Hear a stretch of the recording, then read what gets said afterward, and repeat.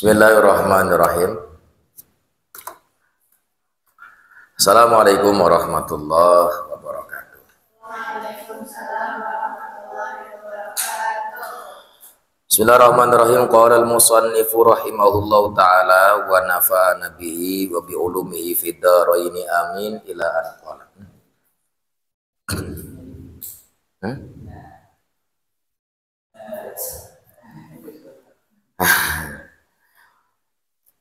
Wa hadza li anna dajjala ghayatuhu al-idlalu. Wa hadza dan bermula ini li anna dajjala karena sesungguhnya Mang Dajjal ghayatuhu itu bermula tujuannya Dajjal tadi itu al-idlalu menyesatkan. Jadi kalaulah Dajjal itu punya tujuan untuk menyesatkan setiap manusia, maka ulama su pun sama seperti itu. Bahkan boleh jadi ulama su itu akan lebih parah penyesatannya dibandingkan Dajjal. Makanya kenapa baginda Nabi Muhammad SAW mengatakan bahwa ada satu hal yang lebih aku takutkan dari Dajjal itu sendiri. Siapa? Ulama su. Siapa ulama su itu? Ulama yang pada akhirnya menjual akhirat untuk dunianya. Ya. Ulama yang pada akhirnya mencari keuntungan dunia lewat apa? Lewat agama. Dia jual belikan agama itu. Dan pembahasan yang lalu kita bahas bahwa kalau kita seperti itu fasufqatuka khasiratun, maka jual beli atau perniagaan kita kalau niatnya adalah untuk duniawi, khasiratun perniagaan kita, rugi kita itu.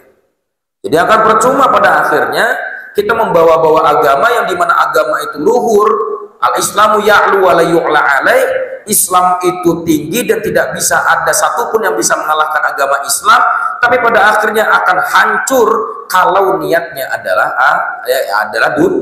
dunia, mencari keuntungan tuh ya, cari harta lewat apa? Lewat agama, akhirnya bikin manajemen. Wa mislu hadza al-alimi, dan semisal hadzal alimi, orang yang alim ini, wa in sarafan nasa 'anid dunya bilisani wa maqalihi fa huwa da'in lahum ilaiha. Ulama su itu seringkali mengatakan begini, wa in sarafa, dan jikalah sorofa memalingkan siapa al-alim an-nasa terhadap manusia anid dunia, dari dunia bilisani dengan lisannya si alim, wa maqalihi dan perkataan-perkataannya si alim, fahuwa maka bermula alim tadi da'in mengajak lagu mereka anas manusia ilaiha terhadap dunia bi'amalihi dengan aktivitasnya si alim wa ahwalihi dan kondisinya si alim.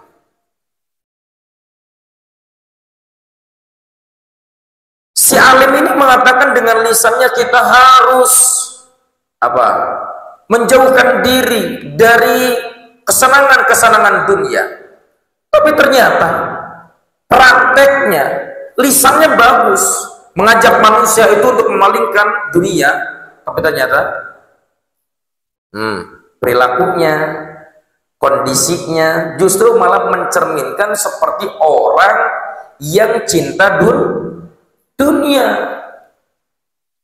Kalau pada akhirnya seorang ulama itu mencerminkan dunia, cinta pada dunia, maka pada akhirnya lisannya, kata-katanya yang baik, yang mengajak manusia untuk memalingkan dunia, tapi ternyata akhlaknya, perilakunya mengajak manusia terhadap dunia, maka pada akhirnya tidak ada sedikit pun kemanfaatan yang muncul dari lisannya. Bisa dipaham? Sehingga pada akhirnya kata-katanya berefek, tidak akan sama sekali berefek. Bagaimana mungkin seorang ulama yang pada akhirnya mengajak untuk melakukan hal yang identik untuk kesabaran, tapi pada akhirnya kemudian ya dunianya luar biasa. Datang ke sebuah pengajian kemudian menggunakan Alphard misalnya, ya. Makannya enak-enak terus, tapi ngajak manusia sabar. Atau kata jamaahnya, aku udah Didi itu ngomong sabarnya bisa tuh didinya mah sabar. Naon sebabna atuh udah harga ngeunah mobil boga. Da giliran urang ngomong sabar kumaha, da gawean teu boga aing mah. Da kumaha atuh ngomong sabarna da hese tah. Akhirnya ketika perilakunya atau kondisinya itu tidak sesuai dengan perkataannya akan berefek. Jawabannya tidak akan berefek gitu. Bisa dipaham tuh ya. Jadi kalau mau ya sederhana saja. Kalaupun nanti satria jadi pendai, amin. Ya, jadi pendai, jadilah pendai-pendai yang bisa mencontohkan umat. Kalaupun pada akhirnya satria itu diberikan takdir untuk sampai pada akhirnya memiliki harta yang banyak, maka harta yang banyak itu gunakan untuk apa? Untuk berbagi, sedekah, infak dan sebagainya. Bahkan kalau bisa satria, kalau nanti satria itu punya harta banyak, uangnya melimpah, dan ketika nanti pada akhirnya satria itu dakwah, maka tidak lagi mengharapkan amplop-amplop dan lain sebagainya, tapi justru malah satria menyiapkan sebelum berangkatnya uang 250 juta untuk apa? Untuk dibagi-bagikan pada jamaah. Itu kan jadi pada akhirnya orang itu mencontoh. Itu Masya Allah pendai, padahal mah gawean tegaduh, gawean tegable, teboga, tidak punya pekerjaan yang tetap, tapi ternyata masih berbagi. Masya Allah, kiai yang seperti itu menjadi panutan. Tuh.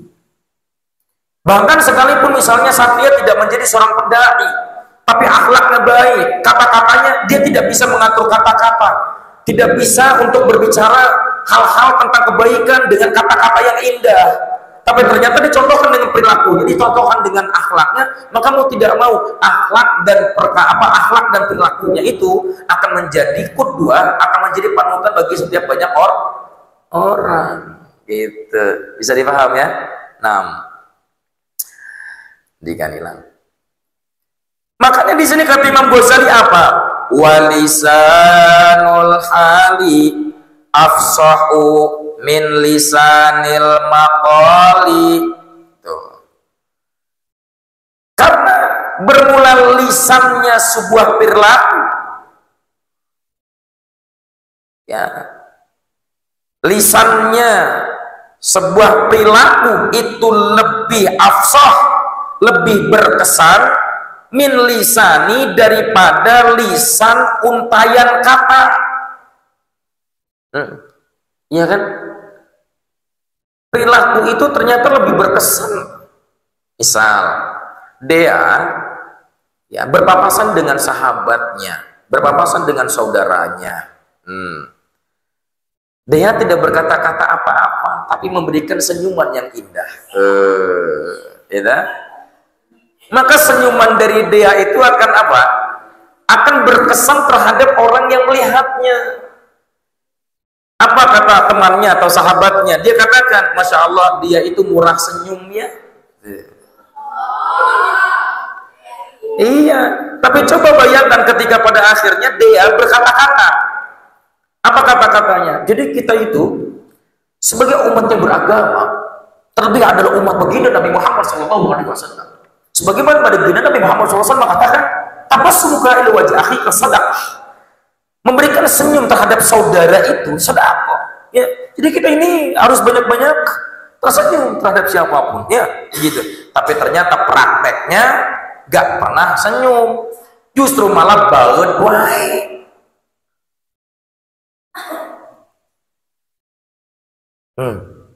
Maka apakah kemudian berefek? Kata-kata yang indah itu apakah kemudian berkesan? Jawabannya tidak akan berkesan pada setiap hati manusia, tidak akan berkesan. Apa penyebabnya? Karena tidak sesuai dan tidak sinkron dengan apa yang dilakukannya. Maka lisanul hal afsahu min lisanil maqal. Ya, lisan daripada sebuah perilaku atau zahir perilaku akan lebih berkesan terhadap hati manusia ketimbang daripada kata-kata yang terucap itu baik. Ya, makanya saya pernah bikin statement apa? Agama tidak butuh dengan kata-kata, tapi agama lebih butuh dengan apa namanya? Apa? Ya apa tadi? Iya, pembuktian. Agama tidak butuh dengan kata-kata, tapi butuh dengan pembuktian.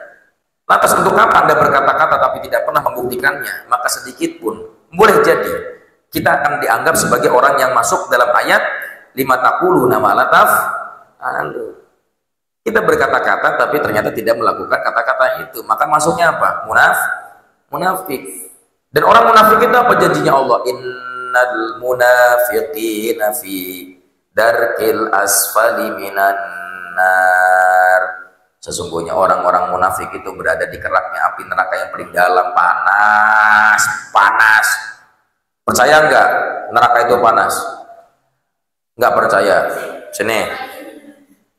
Dalam riwayat ya, dalam beberapa keterangan bahwa api yang ada di muka bumi ini api yang ada di muka bumi ini diciptakan dari apa? Dari api neraka. Di mana api neraka itu kemudian pada akhirnya dicuci terlebih dahulu. Berapa tahun? 1000 tahun. Ini udah dicuci dulu nih, sudah di freezer dulu, difreezerkan dulu selama 1000 tahun. Coba kalau masih nggak percaya panas, ini non percaya panas nggak? Coba ente sini. Coba panas ya, berarti yakin panas. Oke. Bisa nggak percaya? Mana yang nggak percaya? Coba mana? Lista nggak percaya. Sini Des. Sini. Biar percaya panas apa enggak tuh neraka itu. Kalau pengen pembuktian apakah neraka itu panas atau tidak, pegang aja api dunia, panas apa enggak? Oh, panas. Oh, panas katanya. Panas. Jadi nah sekarang begini, kalau kerak itu berarti ada di atas apa di bawah? Di bawah. Nih kamu kalau lagi lagi nanak nasi, itu yang atasnya nasi kalau udah matang panas nggak? Lebih panas atasnya, lebih panas bawahnya? Bawahnya. Belum pernah nyobain, cobain kali-kali biar tahu. Ya, uapnya aja panas, apalagi bahkan di dalam kitab Tanbihul Ghafilin, Abu Lais As-Samarqandi itu pernah mengatakan apa? Sesungguhnya kalaulah neraka itu dibuka satu lubang jarum saja, maka pastikan dunia dan seisinya akan hancur. Lah gimana kalau dikeraknya, Pak? Coba, bisa ada yang mau cobain, jangan ngajak-ngajak saya, ya. Saya pengen diajak itu ke surga dia. Ya. Saya nggak mau diajak sama dia ke neraka. Ustaz, ke neraka yuk. Embung. Itu ya. Watiba'un nasi ilal musa'adati fil a'mal amyalu ilayya minal mutaba'ati fil aqwal. Betul. Watiba'un nas dan bermula tabiat manusia ilal musa'adati dalam kontribusi fil a'mali di dalam sebuah pekerjaan itu amyalu lebih condong, ya, lebih condong ilaiha pada amal minal mutaba'ati daripada mengikuti fil aqwali di dalam kata-kata. Artinya apa? Sifat karakter itu justru malah lebih banyak memberikan kontribusi pada hati setiap manusia dibandingkan dengan apa? Dibandingkan dengan kata-kata. Benar nggak? Ya, perilaku seseorang, karakteristik seseorang itu justru malah dapat memberikan kontribusi yang baik pada setiap hati dan sanubari manusia ketimbang daripada kata-kata itu sendiri. Karena bisa saja kata-kata bisa dibentuk, tapi wallah, hati tak bisa dibohongi. Ya, kata-kata bisa saja dibuat-buat, disusun dengan rapi, gitu. Iya.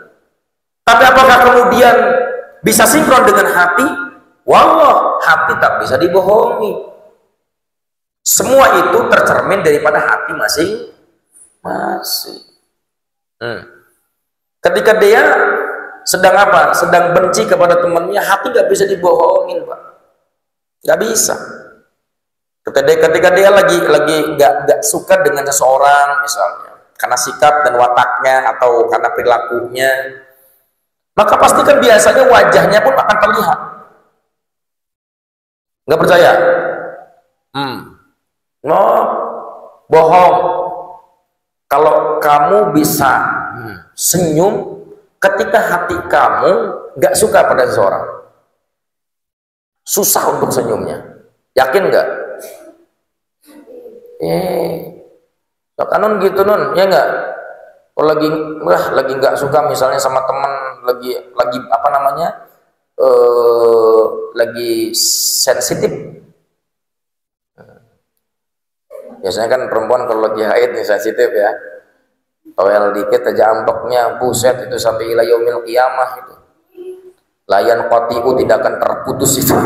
Ila yaumil qiyamah itu bahannya itu, masya Allah. Ya, nah ketika lagi nggak suka, lagi nggak tenang hatinya, memberikan senyuman kepada orang lain pun agak sulit. Semua tercermin dari hatinya masing-masing, karena hati tidak bisa dibohongi. Ya, makanya kalau ngomong itu pakai hati, jangan pakai tenggorokan. Bisa kecaklak. Fama afsadahu hadal magrur bi a'malihi aksaru mimma aslahahu bi aqwalihi. Fama afsadahu, maka begitu afsada rusaknya seseorang, hadal magrur, ya, begitu rusaknya seseorang, hadal magrur, yang tertipu daya ini, bi a'malihi, dengan aktivitasnya, aksar, lebih banyak, mimma, daripada aslahu, ya, lebih baiknya seseorang biakwalihi, dengan ucapannya. Artinya apa? Begitu banyak orang yang rusak dari sisi amalnya dibandingkan kebaikan-kebaikan dari ucapannya. Banyak orang yang ucapannya baik tapi amalnya tidak baik. Maka orang yang seperti itu sudah masuk ke dalam orang-orang yang magrur. Apa magrur? Tertipu daya. Tertipu daya oleh hasil, oleh apa? Dimaki dati syaiton, oleh tipu daya setan. Tertipu tuh. Nah, ucapannya ternyata lebih indah daripada hatinya. Makanya jangan tertipu ya. Kitanya jangan tertipu juga. Makanya kalau berpakaian sesuaikan dengan pakaian, ya. Pakaiannya sesuaikan. Artinya ketika Anda hari ini punya label santri, ya berlakulah sebagaimana santri yang ideal. Kalaulah hari ini kita menggunakan peci, ya bersarung, ya laki-laki, maka sesuaikan dengan peci dan sarung. Jangan sampai pada akhirnya peci dan sarung kata-katanya baik tapi tidak sesuai dengan perilaku. Gitu. La yastajzi'ul jahilu ala raghbati fid dunya illa bistijra'il ulama. Itu oleh karena itu, la yastajri'ul jahilu ala raghbati fid dunya. Tidaklah yastajri'u, berani siapa al jahilu, orang bodoh, ala raghbati fid dunya, ya, akan kecintaan fid dunya, di dalam dunia, illa terkecuali bistijro'il ulama, terkecuali bistijro'i karena keberaniannya para ulama. Maksudnya paham? Orang awam itu tidak akan pernah cinta pada dunia kalau bukan karena dicontohkan oleh ulama-ulamanya. Kalau ulamanya saja mencontohkan cinta dunia, maka orang-orang awam pun akan cinta pada dunia. Kalau ulamanya saja condong pada kecintaan pada dunianya, maka pada akhirnya orang-orang awam pun akan mencontohkan diri pada seorang ulama yang cinta pada dunia. Tuh, maksud. Ya, bukannya memalingkan, mengajak untuk memalingkan diri pada dunia, justru malah ngajak cinta dunia. Karena sebab apa? Perilakunya, Pak. Tuh. Maka faqad sara ilmuhu sababan li jur'ati ibadillahi ala ma'asihi. Maka sungguh sara menjadi apa ilmunya alim.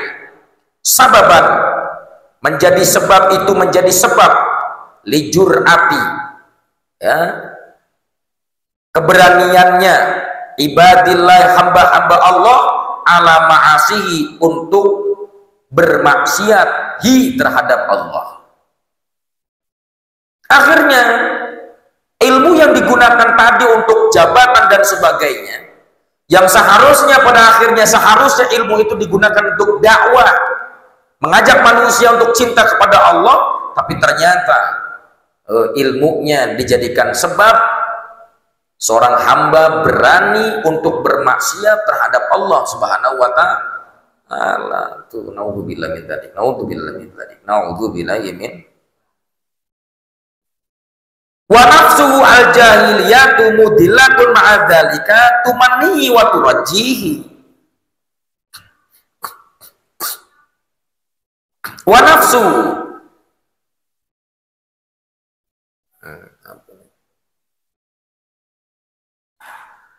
dan bermula nafsunya jahil. Al-jahilatu yang bodoh itu, mudilatun dimanjakan, ma'adalika disertai itu, tumanihi nafsunya yang bodoh mengharapkan pada apa? Pada dunia. Waturaji, dan berharap sangat terhadap dunia. Akhirnya nafsunya, karena melihat ulamanya cinta dunia, maka nafsunya akan dimanjakan untuk selalu apa? Untuk selalu mengharap pada cinta dunia dan berharap sangat atas kemewahan dunia. Wa tad'uhu ila an yamunna 'ala Allahi bi'ilmihi, wa tad'u, dan mengajak apa nafsu al-jahilatu pada man ila terhadap an yamunna, agar yamunna meminta siapa siman 'ala Allahi terhadap Allah bi'ilmihi dengan ilmunya Allah. Artinya apa? Nafsu yang bodoh itu, yang cinta pada dunia, mengharapkan kemewahan dunia, kekayaan dunia, maka pada akhirnya nafsunya akan mengatakan, lur, cek nafsu nanti, tos atuh minta ke Allah, meh Allah Subhanahu wa ta'ala teh mere ilmu loba, meh di mana kamu didinya boga loba ilmu, maka didinya bakal meraih dunia sebanyak-banyaknya dan mendapatkan jabatan setinggi-tingginya dan mendapatkan pujian sebanyak-banyaknya dari manusia. Ayo minta Allah ilmu lu loba gitu. Wa tukhayyala ilaihi nafsu annahu khairun min kasirin min ibadillahi ta'ala. Wa tukhayyala, dan membuat imajinasi ilaihi terhadapnya man, apa nafsuhu, nafsunya man, annahu sesungguhnya man khairun itu lebih baik min kasirin dari banyaknya min ibadillahi dari hamba-hamba Allah. Maka seketika pada akhirnya dia memiliki banyak ilmu, maka nafsunya akan membuat imajinasi terhadap seseorang yang punya ilmu dan ilmunya tidak digunakan pada sesuatu yang baik, maka akan membuat imajinasi terhadap diri seseorang yang mempunyai ilmu tapi tidak digunakan untuk hal yang baik. Apa kata nafsu? Sesungguhnya engkau lebih baik daripada hamba Allah yang lain. Maka semua manusia akan kalah denganmu ketika Anda punya ilmu yang banyak. Kata siapa? Kata nafsu yang bodoh. Fakun ayyuhat talibu wallahu a'lam bissawab. Assalamualaikum warahmatullahi wabarakatuh.